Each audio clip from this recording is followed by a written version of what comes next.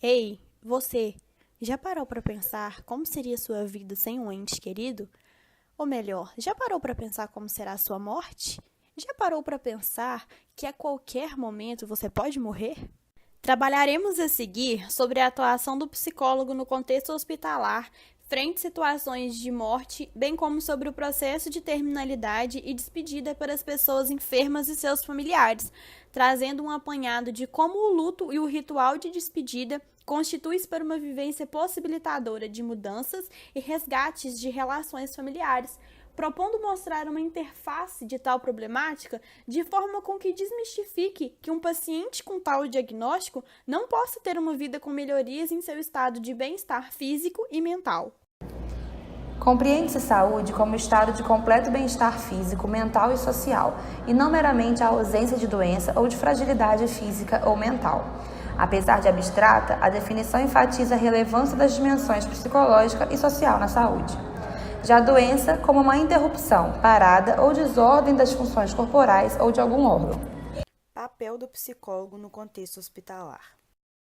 A psicologia é a ciência cujo objeto de estudo inclui a análise, predição e a modificação dos fatores que afetam o comportamento, visando a promoção e manutenção da saúde física e emocional, a prevenção e o tratamento das doenças e a identificação de correlatos etiológicos e diagnósticos de saúde. Em um sentido mais amplo, podendo promover algumas análises, formação e melhoria do sistema de saúde. A própria inserção do psicólogo na unidade hospitalar é uma delas. Portanto, um dos objetivos do psicólogo que atua na área hospitalar é tentar minimizar o sofrimento do paciente e de sua família. O trabalho é focal, centrando-se no sofrimento e nas repercussões que o paciente sofre com a doença e a hospitalização, associado a outros fatores como história de vida, a forma como ele assimila a doença e seu perfil de personalidade. Quando se fala de um paciente hospitalizado, não se deve excluir os processos emocionais e sociais na tentativa de compreender e diagnosticar a doença. Desde sua instalação até seu desenvolvimento, para a medicina que tinha uma visão dualista que o corpo e mente eram identidades separadas. Da mesma maneira, uma doença física está frequentemente associada a distúrbios emocionais e psicológicos, que, se não tratados, podem contribuir para seu agravamento ou até sua cronificação. O que temos observado ainda é que algumas técnicas de diagnósticos fazem de alguns médicos grandes especialistas que não têm tempo mais de escutar seu paciente nas suas necessidades. Alguns profissionais devem manter a compreensão exata de algumas questões e avaliar dados subjetivos do paciente, podendo assim contribuir para que haja flexibilidade ao tratamento médico e que ele possa participar ativamente do processo de hospitalização. No processo de reabilitação do paciente, é preciso incentivá-lo a investir na qualidade de vida, mesmo que para isso seus hábitos tenham que ser modificados. O setting terapêutico na realidade hospitalar é peculiar. O psicólogo deve ampliar sua atuação, visto que os espaços e demais condições hospitalares são muito diferentes do que é idealizado na atuação clínica em consultório. O médico entra na enfermaria para avaliar o paciente, ao mesmo tempo, a enfermeira chama o paciente para um exame de ultrassonografia, a família não quer sair do lado e é preciso atender o paciente no meio de outros 8 em uma grande enfermaria, onde há a impossibilidade de se manter o sigilo. O importante é que, para prestar assistência ao paciente, é preciso conhecer a doença, sua evolução e seu prognóstico, além da rotina pela qual ele vai ser submetido. As notícias do estado de saúde dos pacientes, até mesmo a notícia do óbito, são de responsabilidade do médico. O psicólogo deve estar disponível para acompanhar as reações emocionais que ocorrem durante e depois da notícia. A atuação do psicólogo hospitalar. A ideia que muitas pessoas têm é a de que o psicólogo tem um bom papo, ou que ele está ali para convencer o paciente a aceitar algum procedimento médico, ou para ajudar a família a convencê-lo do tratamento proposto. O paciente traz, além da queixa da doença, problemas pessoais, familiares e profissionais. Neste trabalho, o psicólogo deve ser continente às queixas do paciente, deve procurar perceber se existem outros problemas além da doença que necessitem de cuidados e procurar fazer com que o paciente tenha condições de se readaptar, chegando o mais próximo possível de condições normais de vida, com certa autonomia. Tentar fazê-lo aceitar a doença e não lutar contra. Ajudá-lo a conviver sem sofrimento adicional, além do necessário, é o desafio que o profissional tem todos os dias no acompanhamento do paciente. A doença pode ser utilizada ainda para se ter ganhos, que na maioria das vezes traz problemas para aqueles que convivem com os pacientes. Deve-se também, de acordo com a necessidade e possibilidade, exercer o acompanhamento da família do paciente, ajudando-a a lidar com o problema da doença. Em relação à família, é importante perceber se ela se une ao paciente, se houve uma redistribuição dos papéis no contexto familiar, se há uma superproteção do paciente, que muitas vezes ocorre por questões de culpa, não só no caso do adulto, idoso, como também da criança. O psicólogo irá fazer o acolhimento do paciente, sua hospitalização e o que ela significa para o doente e para a sua família, além de tentar conhecer um pouco de sua história de vida e de sua doença. É ele quem irá procurar o paciente, oferecer ajuda a ele e ficará disponível também para a sua família. Na hospitalização, o paciente perde sua individualidade, sente uma brusca ruptura com seu sofrimento, sente agredido pela rotina hospitalar e seu rígido horário, o que acaba por levá-lo ao conhecido processo de despersonalização. Por isso também cabe ao psicólogo ser elo entre paciente, equipe e família. O trabalho do psicólogo na UTI é importante, principalmente no pós-operatório, quando o vínculo formado entre eles é fundamental. A ajuda à família é tarefa do psicólogo nessa fase, inclusive determinando qual membro da família tem condições emocionais de receber e transmitir informações aos demais. O psicólogo deve ter atitude de interesse aberto, ou seja, estar totalmente disponível e agir de forma que promova a expressão espontânea do outro. Atitude não de julgamento, que tudo ouve sem críticas. Procurar ser diretivo, mostrar a intenção de realmente compreender o outro, de descobrir um universo subjetivo e sempre ser objetivo. A linguagem também precisa ser compreensível ao paciente e saber se aquilo que foi dito a ele foi entendido de forma adequada. Nem sempre o que é dito ao paciente fica retido em seu consciente. O que se usa mais frequentemente no hospital é a entrevista focal, quando tenta-se compreender o paciente levando em conta o momento pelo qual ele passa, ou seja, a sua doença e a hospitalização. Uma quantidade mínima de ansiedade é necessária para ter certeza de que o paciente está inserido na situação pela qual ele passa e possa, assim, conseguir lidar com esse dado novo em sua realidade.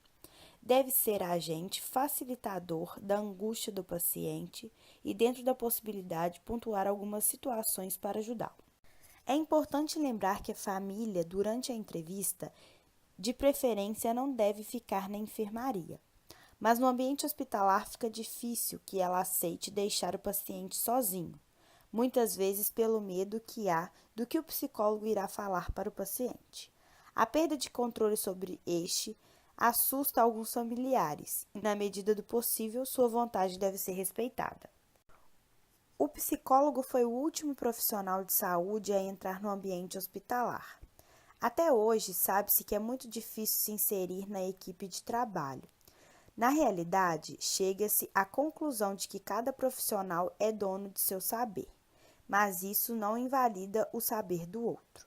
Sem sombra de dúvidas, o trabalho em equipe visa tranquilizar o paciente e família, além de avaliar e cuidar do paciente sob todos os aspectos: médico, enfermagem, nutricional, social, psicológico, fisioterápico, promovendo um atendimento que pretende cuidar do paciente como um ser total. O trabalho deve ser realizado de maneira que haja consonância no tratamento, troca de informações, mesma linguagem e informações passadas ao paciente. Enfim, a atitude da equipe deve ser colaborativa e complementar.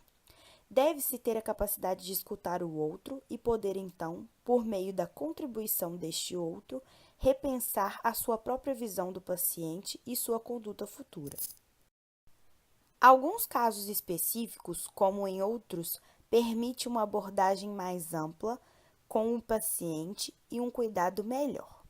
Portanto, nessa troca de informações e ajuda mútua, podemos ajudar e compreender melhor o processo emocional do paciente.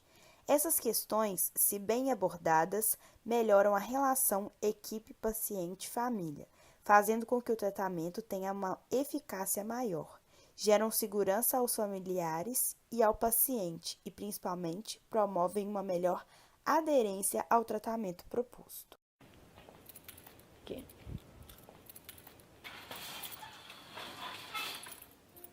Muito bem.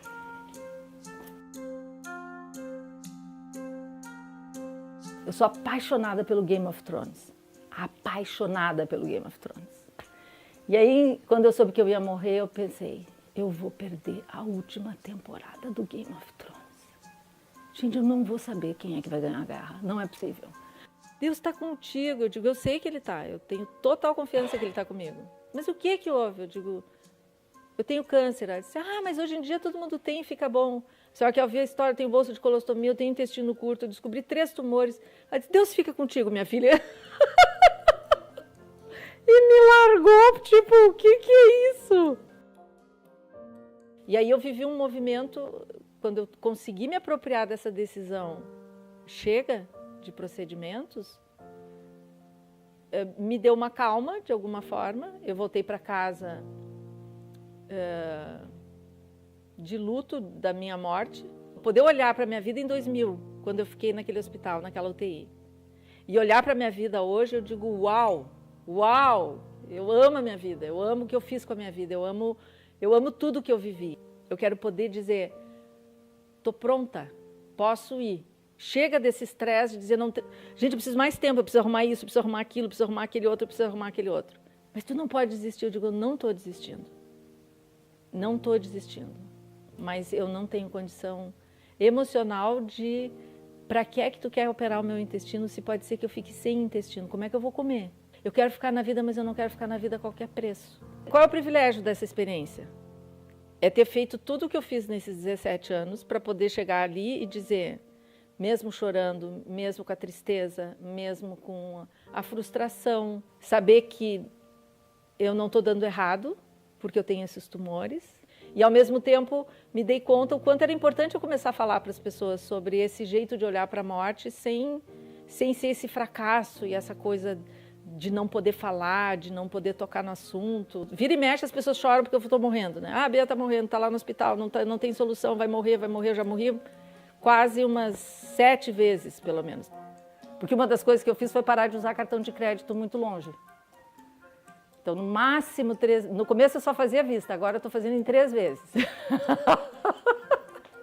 E estou deixando o dinheirinho na conta e já avisando, ó. Se continuar, tem dinheiro para pagar a conta. Mas no começo eu disse, não posso mais usar cartão, porque eu não sei quanto tempo eu fico, né? Então... E é louco e é muito legal, né? Tem amiga minha que já disse que quando eu morrer não vai mais chorar, porque está cansada de chorar porque eu vou morrer. E eu não morro. Eu vivo esse conflito de vou para a vida, aí o meu corpo, pá! Aí eu me retiro, aí eu começo a melhorar, eu digo, não, vou voltar. Quando eu olho para esses 10 meses que eu tive de lambuja, que nem sei quanto tempo mais eu vou ter, mas enfim, 10 meses já se passaram, foram o coroamento dos melhores meses da minha vida. Eu tenho feito dieta há 17 anos, que eu não posso comer isso, não posso beber aquilo, não posso aquele outro, porque isso aqui faz mal, porque tira o glúten, porque tira a lactose. Passei 2 anos sem comer glúten e lactose e ganhei 3 tumores. Tudo que eu parei de comer nesses 17 anos, eu voltei a comer. Eu comi doce, eu comi pão branco, eu comi tudo aquilo que faz mal, que não serve para nada e que é bom. Então a ideia é fazer um velório aqui nesse cemitériozinho aqui, na igrejinha do Campeche, que é um lugar super fofo, bem bem querido, assim, bem caseiro. E depois leva o corpo lá para queimar as cinzas e aí eles façam o que eles quiserem, porque a mim só me cabe morrer, o resto eles que sabem o que querem fazer. Porque a última coisa que eu quero é ser daquelas mortas que dá trabalho, entendeu? Ai, tem que fazer isso, tem que jogar cinza não sei aonde, tem que não sei. Querem tocar violão, toquem. Querem chorar, chorem. Querem não fazer nada, façam nada. Não sei o que eles querem fazer. Porque uma das coisas que eu tenho feito nesse período, faxina na casa. A moça que trabalha lá em casa uma vez por semana, ela disse, tem que ficar prestando atenção, que daqui a pouco tu vai me jogar pela janela. Porque o meu critério é assim, faz mais de um ano que eu não mexo nisso, então eu não preciso disso. Eu fiz uma coisa que é muito louca, que eu digo, como é que uma pessoa que está morrendo faz isso? Eu tinha armários na minha cozinha e no meu escritório que tinha um cupim. Eu dizia, eu não vou morrer com esse cupim nessa minha casa. E quando eu troquei os armários, eu digo, gente, já pensou se eu tivesse morrido e vocês tivessem visto esse monte de cupim aqui, iam dizer assim, credo, que mulher mais relaxada. Eu vou gostar de estar nos últimos dias com a minha casa exatamente como eu acho que tem que ser, assim, no sentido... eu não fiz isso para agradar os outros, eu fiz para me agradar, entendeu? Essa sensação de vida organizada, assim, sabe? Vou mostrar a área de serviço, vem cá. A área de serviço é que foi o must, porque aí esse armário aqui está todo etiquetado. Então, as coisas das ferramentas, das orquídeas, do bitrute, a parte da pintura, a parte elétrica. Eu sei o que eu tenho e onde que está guardado.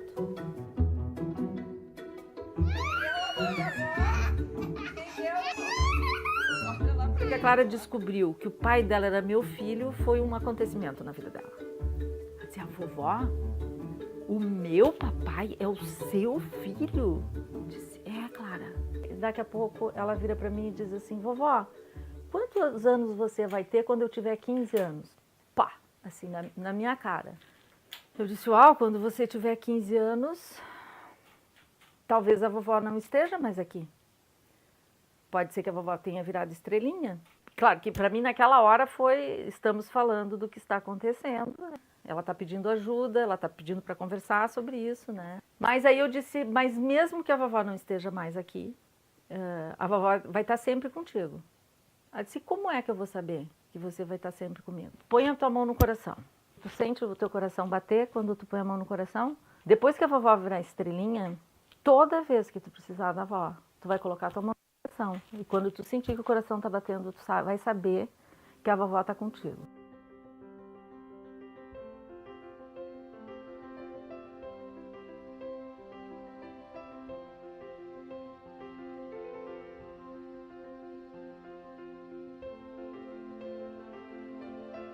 Naquele processo da hospitalização lá em 2015, no pós-cirúrgico e na adaptação à bolsa, foi tão difícil para mim administrar, lidar com o cocô e com a bolsa, e com o cheiro, e com a dor, e com o sofrimento, e com os exames, e com os processos invasivos, que eu realmente entrei num buraco muito grande. Tinha momentos que eu dizia, por que foi que eu me submeti a tudo isso? Por que eu não aguentei morrer sem fazer essa cirurgia? Isso aqui foi uma loucura, eu me perdi, eu passei, acho que foram 20 dias numa depressão bem profunda. E eu sei que naquele momento, internamente, eu disse, o trauma era tão forte, que eu disse naquele momento, não estou aguentando ficar.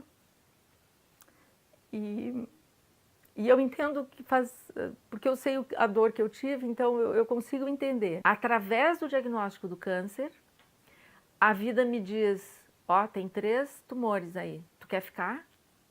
Ou ainda está muito difícil? Eu quero, eu fico com a bolsa, eu fico com o cocô, eu fico com a diarreia, eu fico com a anemia, mas eu quero ficar. Vamos negociar que eu quero ficar, vale a pena, é bom estar aqui, eu quero ficar. E aí quando cheguei, eu contei para eles da minha decisão. Eu quero ficar com vocês, eu quero estar inteira com vocês o tempo que eu puder. E eu não vou fazer mais nada. E aí ele olhou e disse, eu tô junto. Ninguém pode te exigir fazer nada que tu não queira. Estou nesse dia perfeito, nada pode estragar, fica ainda, é sempre como eu sou. Tô tentando levar como uma coisa natural, assim, vamos dizer, né? Cara, eu não acho que nunca vou conseguir me preparar para esse momento, porque vai ser um momento único, né? Eu só tenho uma mãe, e ela só vai morrer uma vez e não tem muito que... Vai ser na prática que a gente vai, da melhor maneira possível, a gente tá fazendo, tá muito feliz todo mundo, estamos juntos e por enquanto é isso aí. Eu me dei conta que eu tinha uma crença de que eu só podia ficar na vida, mesmo fazendo tudo que eu estou fazendo esse ano, se eu ganhasse do câncer. Eu tenho valor independente do resultado dessa história. Eu estou dando certo se eu morrer de câncer, se eu não morrer de câncer. Eu estou dando certo com o que está acontecendo na minha vida. Isso não é um teste de validação da pessoa que eu sou. No momento em que eu senti que a fragilidade chegar, eu quero viver isso no contexto privado da minha família. Eu não quero partilhar isso com todo mundo. É uma coisa muito íntima minha. Então, quando eu senti que é a hora de eu viver a experiência da finitude, ou da fragilidade, ou da terminalidade da doença, eu quero estar aqui sem arrependimentos, sem pendências, em paz com a pessoa que eu sou, em paz com o meu destino, com o meu passado, com a minha história, dizendo eu fiz o melhor que eu pude com o que eu sabia. Estar em paz com a pessoa que tu é o grande ponto, é o grande finale. E eu assino embaixo da pessoa que eu sou hoje. Fazer químio para quê? Para ficar debilitada, para não sei o quê? Eu estou escolhendo viver.